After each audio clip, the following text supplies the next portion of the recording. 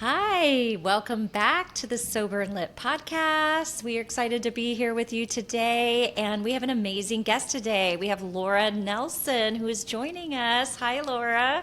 Hi guys, I'm excited to be here. Yay. Well, we're Welcome. excited to have you. So, I'm going to introduce you to our listeners just by reading your bio, and then we'll get into all of our juicy questions that we have to talk about today. So, Laura Nelson is the co founder of Sober Life Rocks, and she's the author of The Inclusive Event Planner. She has a strong background in leadership and events, and she champions sober, inclusive gatherings that foster real connection. Her work is inspired by her own sobriety journey and a mission to help professionals design meaningful, welcoming environments and experiences for all. She's also excited about their first conference, which happened in January. It's called Amplify Sober Voices, which is a sober focus, which is focused on amplifying sober voices. And that is on January 15th, which I attended, and it was really amazing. And join her in the Sober Life Rocks community on LinkedIn and grab a free copy of her book at soberliferocks.com. So, yay. So, yeah, I'm really excited to have you here. And so, for our listeners who are just getting to meet you, we always like to start out with, what people's sobriety story is. What was the moment that you started to sense that alcohol wasn't supporting the woman that you were becoming anymore? I love that. We all have our starting stories, right? Yeah. So I grew up. I'm an only child, and I grew up typical lifestyle. My dad was in the military. I moved around my whole life, went to college, got married, had kids. And through my journey of life, was reminded a lot by my dad, be careful of alcohol because we have alcoholics and alcoholism in our family. So I knew that addiction was in our family bloodline, yet everybody in my family drank. Nobody in my family was sober. Nobody in my family. So I always thought like alcohol was just something that you had to be careful of, but it's just something everybody did. So flash forward now, my kids are teenagers. I'm a speaker. I'm traveling. I have my own business. My ex-husband, but my husband at the time is a dentist. We're just having the normal suburbia life. But I started thinking about the amount of alcohol that was in our lives, the travel, the events, the kids' events, the sports, the vacations, right? And so dry January would come around and say, I think we should try dry January. And, we'd make it 20, 21 days and then be like, yay, good job. And we'd start drinking again, right? So during that time, I was definitely battling myself of like, how much is too alcohol? How much is too much alcohol? Do I have a problem? My dad drinks, but it's like, be careful. So anyway, I kind of knew at that point that my relationship with alcohol wasn't a good one. I then separated with my ex. My kids are young adults, so they are now kind of doing their life. And that's really when it got real bad for me. You have this this life goal of where you're going, and when life takes a pivot, you sink your sorrow into a bottle of wine at night and mimosas in the morning and all of that. And so I really started to have internal thoughts of like, I've got to change something because alcohol isn't serving me, but I didn't know any other solution. During that time, I met my current husband, who is sober. He's on and off 30 years sober. So I started spending time with him for like weeks where I wouldn't drink. But then I would go back out as a speaker and I'd go to industry events and not only drink there, but drink more because I could, right? Yeah. And so then I was living these kind of two lives where I was like, I feel really good when I'm sober. I'm going, a week or two or three not drinking, but then I'm going out and I'm having fun. How do I have fun without alcohol? And so I got to a point in January 2020 where I had gotten an Oura ring. I knew what it was doing to my sleep. I could see life without alcohol now, which I hadn't seen before. And I kind of just woke up one day and was like, this isn't serving me anymore. I happened to see the TED Talk about gray area drinker that morning. And that day gave me the label, quote unquote, that I needed to justify my decision to stop drinking because I didn't feel like, my idea of an alcoholic was brown bag on the side of the road, right? And I didn't feel that way. I was a mom. I had a business. I was a business owner. I'm a speaker. I was just maintaining a lifestyle with alcohol. And when I saw that TED Talk when she talks about gray area drinker, I was like, that is me. And it is okay, no matter where you are on the spectrum, to stop drinking. And not that it's easy, but on January of 2020, I woke up and said, I have to stop drinking. And that's kind of how my sober journey started. Wow, I love that. There's so many intersections. I completely relate to your story because I took breaks and then went back and took breaks and went back. And I Yeah. love that you saw the gray area drinking Jolene Parks Yep. TED Talk because I've Yep. trained with her and I just love her so much. And I think that the term gray area drinking is so helpful for people who are like, well, I don't belong at AA. I'm not an alcoholic. Where do I go? What does this mean? Exactly. And does it mean anything? And how do I quote unquote justify stopping drinking because it's like, but everybody Yeah. drinks. It's so, but I Exactly. think that's changing. And I think your voice, my voice, so many other voices, Ruby's voice, there's just this whole sober, I think it's also a lot of women, sober women's movement right now, whether they call themselves sober or alcohol free or what have you. But I think it's pretty awesome. So yay. So Yeah. January 2020, I was June 2020. And Ruby, you started experimenting with May 2019 is my date, but I started January 2019, and I really relate to your story, Laura, about divorce and empty nesting, when kids kind of get older. And then I just really related to everything you shared. So thank you for coming on our And show. yeah. Yeah. I was going to say, and we all have one thing in common, which we were talking about beforehand. But for me, the very next thing I did after I admitted to my husband, I think I have an issue with alcohol. I think I'm going to need to stop drinking. And he's like, no problem, we got this. Is I bought Annie's book, This Naked Mind. Yeah. And that changed, as we all know, that changed everything for me because I went from I can't drink to I choose not to drink. And that book was pivotal for me. So I'm thankful and grateful that that was the first book that I read, which really did make an impact in my life. Me too. Yes, yeah, that choosing. It's so different from being powerless. It's like, no, we are choosing this. We are powerful, and it's such a Exactly. difference. Yeah, and how she really, describes, her experience. And then now she has a new book out about living alcohol free, Live Naked AF, which is how to actually, you get alcohol free and then you need to live that way. So Yes. I think that's great. But so now you've, 6 years sober. Congratulations in January, right? How did sobriety end up changing?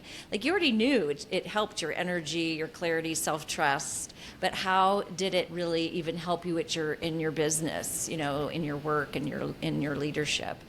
Sure. So we kind of talked about this before we got on too. I feel that when you put down the bottle, that's the first step. But then you've got to learn how to do life without this crutch that you have. And so a lot of people who are alcohol free, sober, have done the work to learn how to deal with the highs and lows of life. And that's really what the first year was for me, was just really kind of learning how to do the good and the bad and how not to bury, numbness into a bottle or whatever. And so I grew as a person, which helped me grow in my career because I also started to show up as me. I started to show up as like, if I didn't want to stay too late at a party, I would actually go back to my hotel room. I didn't stay just because, right? I showed up as me. I didn't have to worry about how much I drank the night before I spoke at a presentation. I got a good night's sleep and I got up in the morning well rested. And so my business got better and I grew a lot in my network. My network of friends changed because I still had my party friends, but I didn't stay out with them like I did before. I have my, friends who are all for going to bed or getting up in the morning and going to yoga. So there was a lot of self-discovery during that time. I also started my own TikTok channel during the first year that I was sober because I wanted to document my journey for myself and for others of day 1, day 5, day 10. And at a year or two after that, I was back on the road speaking because, when we got sober, it was during the pandemic. So we were home. When I got back out and started going to conferences again, I had somebody in my industry run into me and say, hey, I'm following you on TikTok and you're part of my sober journey. He was like 6 months sober at that point. And initially my heart dropped because I thought, oh no, my work people know that I'm sober, right? Yeah. And that is really where Sober Life Rocks kind of started, because it was like, wait a minute, this is something I've done that I'm so proud of. Why am I worried that somebody knows this, right? And he and I sat and talked for an hour and we had a great conversation. And that's really where Sober Life Rocks launched, because there are a lot of people who are sober, soberish, sober curious, alcohol free, but we're not talking about it. We're not sharing it. I mean, luckily we're sharing a lot more with podcasts and stuff like this, but when we're out in the, at events and conferences, it's kind of a hush hush thing. And I'm like, why? Why can't I hang around with other people who, at 10 o'clock at night are not sloppy drunk, and I can hang out and network with them? And so that's kind of the journey of how I've launched my second business outside of my regular job with Sober Life Rocks and trying to amplify this message. Yeah, I love that. We're all about that, right, Ruby? Right. I'm just soaking all this in. You're talking our language. Yeah, because it is hard to live in an alcohol-centric world and to feel, sometimes you feel isolated. Ruby and I have a group, Feel It for Life, or with women that come together just to have connection. Everyone's already gotten over the first, all the firsts, and now we're working on emotional sobriety and living alcohol free and connection, still connection, because it's like, oh, you sometimes make a connection through a group when you get alcohol free, and then all of a sudden you're just like, cast out on your own. You're like, well, I'm sober now and I'm just living here by myself, trying to figure it out. So it is so good to have so many different places where you can make connections. So I think that's awesome. And you also wrote a book. This is what I see with so many women when we get alcohol free. It's just like all of a sudden just doors open and we do all these magnificent things. I see it with clients all the time. I just had somebody text me that they were applying for grad school, and it's just like all of a sudden you just start doing these things and following your dreams. And so you wrote a book called The Inclusive Event Planner. Yes. After you noticed how alcohol-centered professional spaces can be. Yes. Yeah. So I'm a speaker, like I said, so I was going to events, and now on the other side of being sober, before I would notice it and not pay attention, but now I'm, at these events and they roll up the black bars in the evening and everybody stands around and drinks, or there's networking around the bar. And I'm not one to stay quiet. So I'm like, why can't we have better options? Why can't we do better? And then I was on a lot of different podcasts and speaking about Sober Life Rocks. And a lot of people I talk to in other industries are saying, well, our industry is worse than your industry. And I'm like, no, I think they're all bad. Like, right. We're in a convention center, we roll up and the next industry rolls in and the same thing's happening. And there's really I haven't found a book out there that spotlights how to make it more inclusive. And the reason it needed to be a book for me was it's not just about the bar. It's not just about the mocktails. It's about making the event more inclusive all around. And so I had a lot to say around that because I've been going to conferences for a very long time, all the way from the invitation that you have and then where the networking happens and the environments that you set up. And I just don't think meeting planners and event planners, unless they're sober or have somebody in their ecosystem that's alcohol free, see it. And organized events, the attendance is down, and the only thing that meeting planners really knew how to do was put more alcohol, offer better bars, offer longer happy hour, and that's not the solution.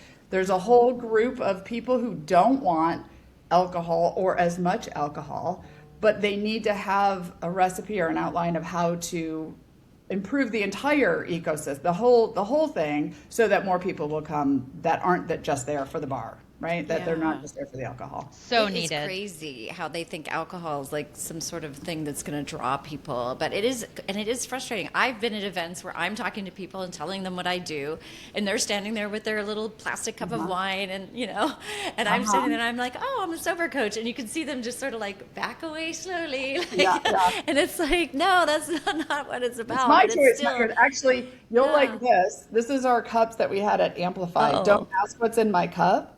I love Because so many people are like, why don't you drink? And I'm like, that's none of your business. And then I don't need to know what's in your cup. Like, don't justify your wine. Don't justify, it's your decision. It's my decision. So don't ask what's in my cup. Oh, that's great. Ooh. Yeah. Yeah, that's Well, I used so to it is have awkward. wine in my cup back in the day, right? Like the, That is why we thought this was fun. Because Yeah. there are the people who do sneak I the used whatever to. in the cup. And then there's there you go. Yeah, it's so funny. Yeah. It's very clever, Laura. Yeah. Well, Thank you. so tell us a little bit about some of the tactics, though, because I'd love to hear them. About how event planners can make things more inclusive, like just some ideas. For sure. Yeah. So from the beginning, so there's a lot of people who are choosing not to go to events because they know that it's all about the bar, it's all about the evening events and all of it. So they're not even choosing to go. Or if they are going, they're staying anonymous or quiet about their preference to not have alcohol. They're going to the events, they're putting a lime in their drink, and they're walking around just acting like they have a drink because they don't want people to ask them what's in the cup. And so that's where meeting planners and event planners don't even realize the amount of people that this is affecting by having it be an alcohol first event. So even in the way that you advertise and invite people to your event, making it clear that there's going to be options, making it clear that there's going to be mocktails. Not everybody loves the word mocktail, but it is a universal word that says mocktails and cocktails. You know there's sober friendly drinks there. Also, in the invitation, that all the networking doesn't have to happen in the evening around the bar. I mean, Susan, you and I were talking about Podfest. Podfest does a great job where we had our conference of doing networking over coffee, and you can meet people at lunch, and because networking doesn't always have to happen in the evening. So when you can establish a way to make it easy for people to arrive and get connected, and they know that coming in, they're more likely to register to your conference. And if anybody's listening to this who's a meeting planner and saying, well, how much does this affect people not coming? The latest studies are 50% of Americans are not drinking or choosing not to drink. So half of your audience is potentially reconsidering or not coming to your event because of how alcohol forward it potentially is. And they're not saying anything. And so if you can start to pivot from the invitation and making it clear that there's better options and other options, then great. The next thing is really in the space, in the event plan itself, like what are you doing for networking? What are the evening events? Is alcohol the main focus of your evening event? Because really, alcohol should be the sideliner. We're not saying get rid of alcohol, but have some reason for me to want to come there. Yeah. We can get content online, right? We can listen to TED Talks and stuff online. We're coming for connection. Yeah, Ruby. Right. And I was thinking about some of my clients. They are choosing not to go to these conferences and events. It's exactly what you're saying, especially if they're in the early days or the first year, because that might be triggering for them. So they just don't go. And Exactly. I've heard it from my clients, so I know it's happening, and that's just so much more,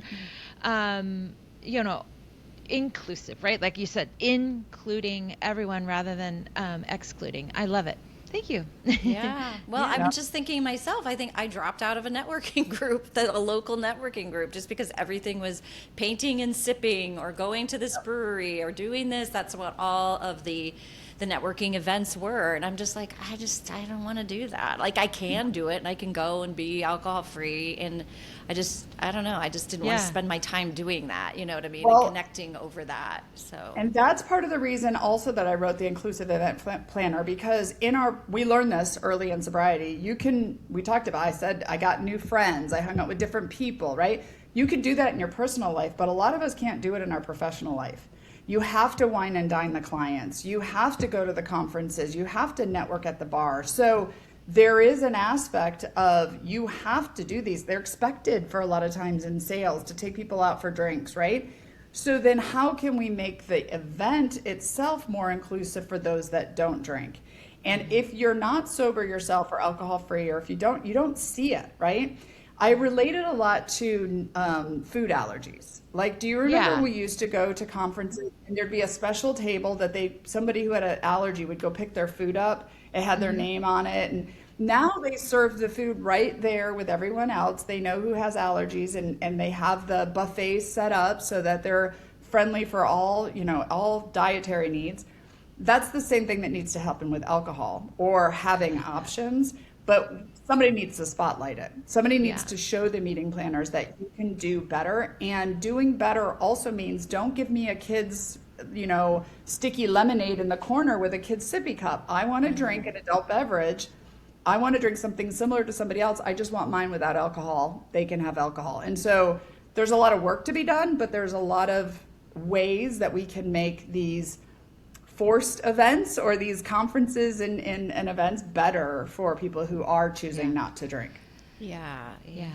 And even with not only events, but like just family events, friend events. Right. I got an invitation to last summer to my brother and sister-in-law's cabin, and it was all like got alcohol over the front, and all how they were going to drink. So I just chose not to go because I knew that was just going to be, a drinking fest. And yeah, lo and behold, when I saw the pictures afterwards, I was like, thank God I didn't go to that, because it was just like the table of alcohol was crazy. And I was just like, oh my gosh. Yeah. So it's not only, the big events, but it's also the little family events. And now my sister-in-law has got the memo from me, because I kind of mentioned it a couple different times. And so this last Thanksgiving and Christmas, she had a little tiny mocktail stand, in her home. And it was so cute because she really thought of it. And I felt special, right? She created a little mocktail just for the people that weren't drinking alcohol. And so I think this kind of thinking is good for in the home parties and, planning. Yeah, I say that my book is anywhere from 5 people to 5,000 people. I mean, it really is. I talked a lot about it over the holidays and people having people over. And even if people do drink, people who do drink may also choose an alcohol-free version. Like maybe they're Right. at a business event and they don't want to get sloppy, or maybe they go to one event after another and so they want a night off or they have an early meeting. Like it's not just people who are sober or alcohol-free. It's just in general. There's a bigger sober curious movement. There's people who we're into wellness, right? I go to a lot of events where they talk about wellness and we're talking about breath work and yoga, and then we go drink a bottle of wine afterwards. And it's like, how are we talking about wellness when we're not including alcohol? So it's really a movement, I think, and I don't think event planners and conference planners have seen it. So that's really why I wrote the book, to try to show it for them. That's Amazing. great. So what would an alcohol optional event actually look like and feel like? What would the focus be? Like you kind of mentioned, the invitation would say cocktails and mocktails, but how would you, this is so ingrained. I just feel like I don't even know, like hotels wouldn't know what to do, or, what could the focus be, So I had a great experience of this. So 3 years ago, I went to an event in my industry that was all about the party. That was all about drinking. That was all. And I chose not to go the year after because, like Ruby said, I was just like, I don't need to do that. Like, it's not my scene. But I started working with their meeting planner once I wrote the book, and she said, okay, help us through this. What does this look like? And I went this past year, and the entire thing had pivoted, but only people who have like a sober mindset or alcohol-free mindset could really see the changes. But it was huge kudos to them because it was such a pivot. It didn't make such a big difference to everyone else, but it changed for them. Meaning, instead of walking in and party, and all the options being alcohol, they had the first part of the event in the evening. They had alcohol-free beer. They had an alcohol-free version of the wine. They had it at all the bars. They had it sitting out on the table so you could point to it if you wanted it.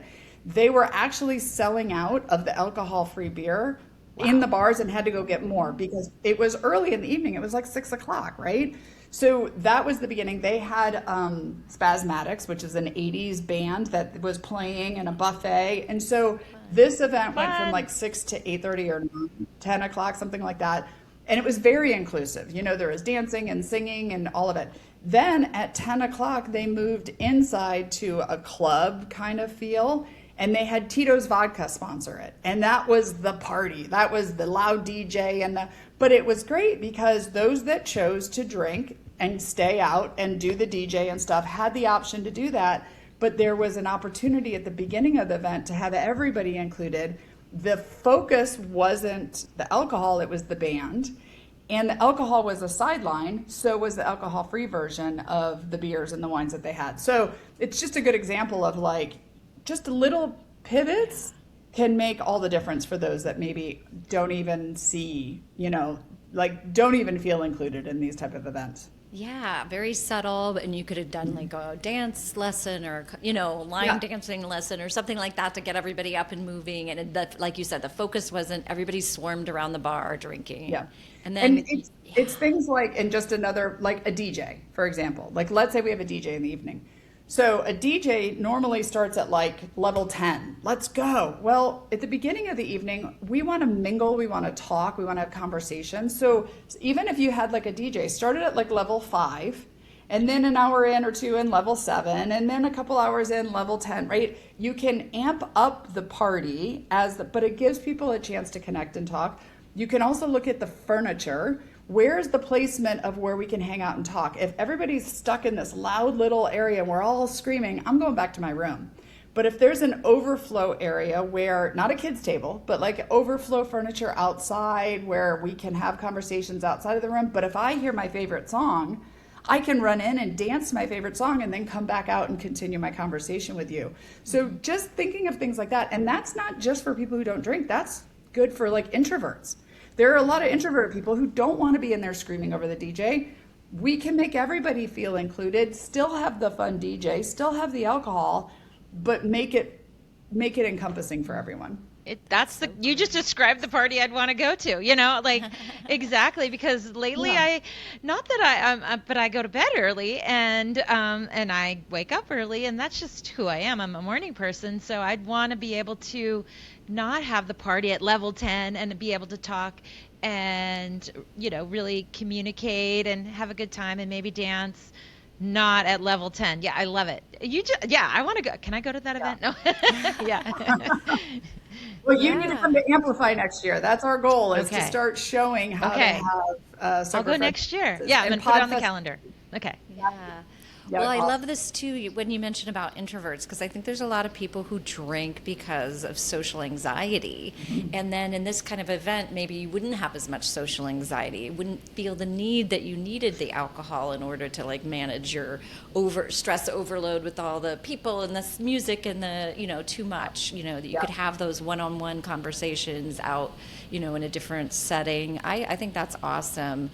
Really great. I'm going to add to that then too, just because we teach this, you guys are coaches, and I've been trained as a coach. I'm not a coach, but we've taught and we've talked about like, how do you network without the alcohol, right? And so I teach this a lot when I'm just in general for people, like when I go get a drink at the bar, because I'm nervous, and so I have my drink at the bar to go up and introduce myself to you guys. I haven't even taken a sip of this drink yet, right? The elixir hasn't even kicked in. It's just the thought that I'm holding the elixir that's going to kick in, that gives me the right? Confidence. So if I at the bar can have a similar drink, so if I can have an alcohol-free beer, or if I can have my drink poured in the same glass that you have your glass, you know, or other people's who are drinking in, I still have that confidence because I'm holding the drink, but I'm not holding a kid's cup. I'm not holding a mocktail thing from the corner. I'm not faking what I'm drinking by putting a lime in it and saying, oh, you know,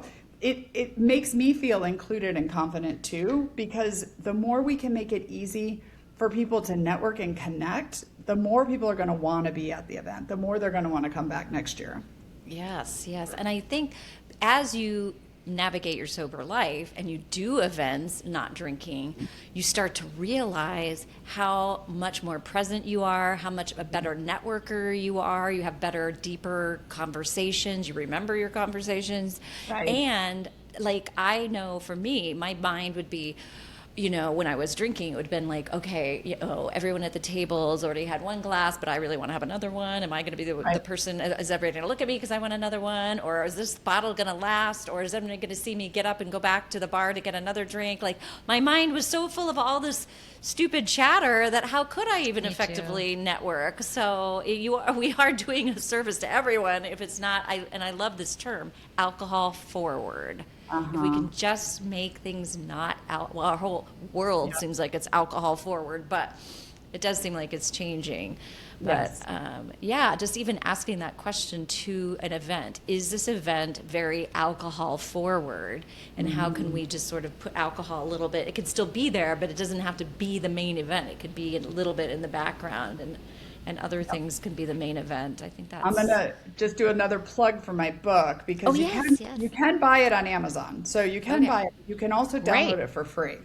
And the reason I have it that way is because we need to start showing the meeting planners how to become more, inclusive. And so I wanted the book to be available. So if anybody's listening to this and they do go to a conference, or they go to their sister-in-law's house and it's like, well, how do I become more sober friendly or more inclusive? Send them a copy of my book. It's free to download, and it'll just show and spotlight ideas and ways that people can be more inclusive in their events, whether it's 5 people or 5,000. Thank you. Yay, thank you. That's so generous. Yeah. Well, so if you could tell, if a woman is listening and quietly questioning her drinking, but works in an industry like you did, where she does have to wine and dine clients, or she does have to go to conferences. And I've worked with a lot of clients in that realm. Like, we have like coaching calls when they're at their hotel, They're like, okay, I'm going to call you. Let's have our coaching call on Wednesday because I'm going to be at this conference. And, what would you want her to know? I think the thing is to realize that there are a lot of people who are sober in silence, and there's a lot of people who are suffering in silence, and you're not alone. I think by connecting with somebody who can, whether it's you guys, your coaching, your community, there's lots of communities. We've talked about, like, Annie Grace has a community. There's lots of opportunities, but just know that you're not alone. And recognize there are people at the event you're at that are also sober. There are people at the event. 50% of Americans are not drinking or trying not to drink. So, speaking your truth, finding somebody, just knowing there's somebody else in the room or at the conference that also isn't drinking, you're not alone any longer, right? Yeah. You may not be besties with them, but you're not alone any longer, which is part of the reason we have our LinkedIn group. So for any professionals, if you go into LinkedIn, so you have to look up Sober Life Rocks community. So we have a community within LinkedIn. Okay. Join that community, because what we're trying to do is help professionals arrive at these events connected with somebody else, like knowing somebody else is going to be there. We're trying to grow this message in work life environments, because there's a lot of people in the room who are standing there holding their drink with a lime, and you're assuming they're drinking and they're assuming you're drinking, and neither of you are drinking. So find somebody that you can talk to, and then you don't feel alone any longer. And then they're like your best friend, because that's what happens. Like, if you go out on a limb and go, oh yeah, I'm not drinking, and then they go, me too, and then all of a sudden you're like, really? It's like there's this celebration. Or the bartender one time at a event made me the best like lemon drop martini, mock lemon drop in a beautiful martini glass. And when I went up to tell her I said, that was the best mocktail I've ever had. She goes, I'm sober, babe. And it was just like, oh, now I have this little connection with the bartender, and you just feel, you feel seen, you feel included. And the other thing I would say too is, if you are sober and you bring it up, this is one of the coaching things that I've learned, is that when people start to ask you questions about it, it's not necessarily that they're judging you. It's that they may be inquisitive themselves. They may be curious themselves. They're wondering how you've done it. They're wondering why. So recognize when you get questioned. I think sometimes we get super sensitive when we're sober. Like, oh, everybody wants to know what I'm drinking. Yeah, maybe they just want to know for themselves. And one of the things that I talk about is that when somebody says, hey, do you want a glass of wine? And you say, no, thank you, I don't drink. And they're like, are you sure you don't want a glass of wine? We think that they're being pushy, but they might be just trying to be polite. If I offered you a scoop of ice cream and you say, no, thank you, I don't really want ice cream, and they're like, are you sure it's good ice cream? It's just a way that people are trying. So it's not always that people are pushing alcohol or peer pressure, or there could be some underlying reasons for the reason they ask, or the reason they ask twice if you want to drink. Yeah. And don't take it so personal. I guarantee there's other people around you that are also not drinking. So just find one of those people. And those people want to be the perfect hostess or host, and they also Right. maybe their love language is food and alcohol, and like give, Right. because my mother-in-law used to just, are you sure you don't want to eat? Are you sure? Are you sure? Let me give it to you anyway. Like, and I was just like, no. Yeah. And it's just that they Yeah. want to be perfect hostesses and just really, and they don't realize a lot of times. So that's a really good point, Laura. Thank you for bringing that up. Yes, and I know. I've felt too sensitive sometimes. I think sometimes we just Yeah. have to toughen up a little bit. But also, Yeah. like you said, realize maybe if they're just curious, and you give them, especially you give them a little bit of information. You don't know that they don't go away. You go, oh yeah, I read this book, and they go, we don't know what happens next. Maybe if it's just a passing. Somebody that passes by, and then later, sometimes this happens. Later, you see him on Facebook, or I had this happen at my job at work. I was becoming a coach. I was still working at Yale University at the time, and for 3 years, where I was coaching and working, and so everybody knew. I had started the podcast. Everyone knew that I was not drinking, and slowly, other women in my friend group at work just came out and said, "Oh yeah, I kind of stopped, and I tried some of that alcohol-free wine, and it's already been 3 months, and it was just so." Yeah. At first I could have felt judged, or they didn't invite me. I one time said, let's get drinks. And they're like, but you don't drink. And I'm like, well, I know, but I don't have to drink alcohol. We can just still go drink. get, Yeah. we can Yeah, go get I pizza drink and- beverages. yeah. And so you don't know the ripple effect of you just Right. being you and being authentic, and even allowing them to question you and even be weird about it, because you don't know that they might not come back and go, hey, now I'm 3 months.